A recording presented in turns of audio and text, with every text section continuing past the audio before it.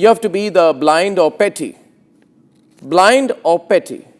not to see the significance, scale of the AI Impact Summit 2026, which we are hosting here in New Delhi. It is such a massive event. And from a global technology standpoint, this event is a game changer for our country. And we are so proud that it is happening. It is not just a routine conference, mind you, viewers.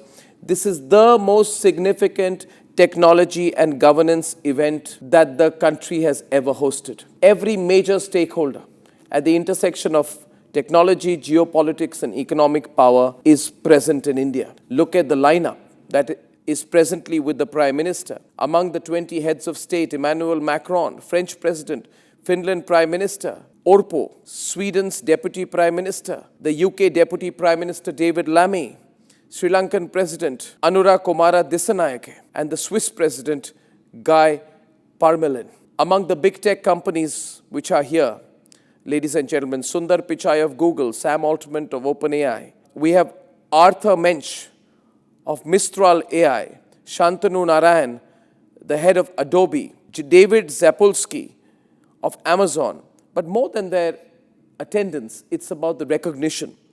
Recognition that India is now shaping the global AI conversation, that we are no longer a passive consumer of technology, but we are a decisive architect of its application, its governance, and its innovation.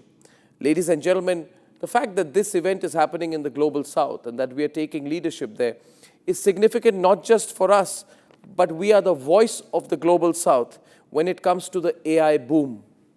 We are making sure that there is no hegemony of AI, that across the world it is democratized. And therefore, ladies and gentlemen, I am underlining the significance and scale of this event only because you have to be someone super petty, someone as petty as Rahul Gandhi, to try and bring down this event as well, or speak up against it.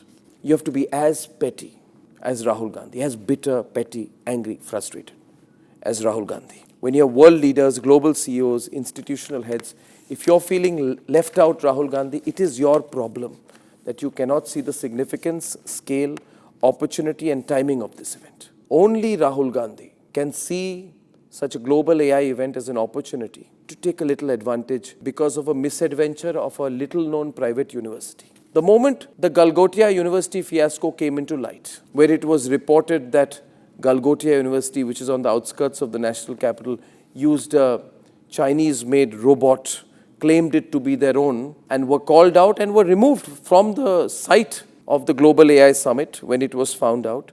Rahul Gandhi thought, this is my opportunity, and therefore immediately put out a tweet to his 28.2 million followers on its X account saying that this is a disorganized PR spectacle. And he said, Indian data is up for sale and Chinese products showcase. Rahul, you're not petty, you're unaware. I spent some time, a couple of weeks back, doing a small innovation on my channel with a great company called Sarvam. And we tried to put out the finance minister's speech with a minimal latency. Sarvam did it for Republic, and we could put out the FM speech in her voice, her tonality, in Hindi and Kannada. We hope to do this in the future in multiple Indian languages as well. I found Sarvam brilliant. But what did you do, Rahul?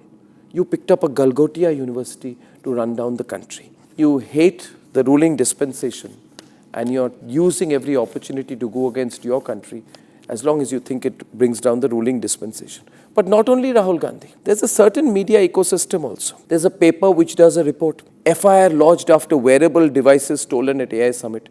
This newspaper is looking for a little bit of masala out of a grand scale event. That is the pettiness of their thinking. Then there is the BBC, which says long queues and confusion mar India's first AI summit. At least people in India are interested in AI.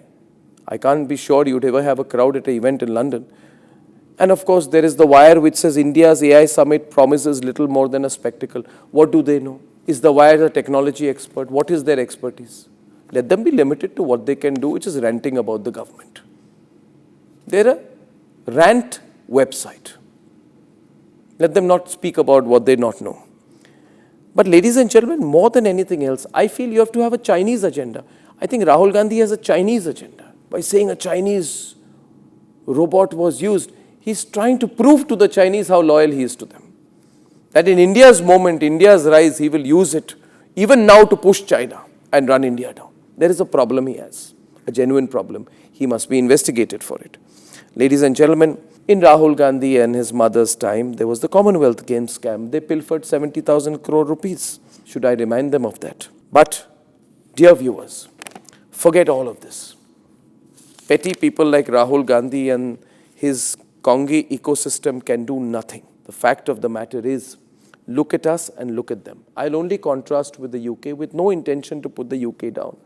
Before the BBC comments on too many people attending our summit, they need to look at us with 8% growth and them with 0.1% growth. As of February 2025, they have a $3 trillion debt. Ladies and gentlemen, 40% of the road network in the UK is classified as amber or red, meaning they require maintenance within the next 1 year. They can't even maintain their roads. So to the BBC, I would say, focus on what is happening in the UK. Even the doorknobs of the houses of people have not changed for the last 30 years. That is the state of the infrastructure in your country. Regardless of that, I think we've come a long way. And we should truly be very proud. Because we are not only signing conventions designed by Brussels, Paris and Washington now. We are setting the global narrative in artificial intelligence.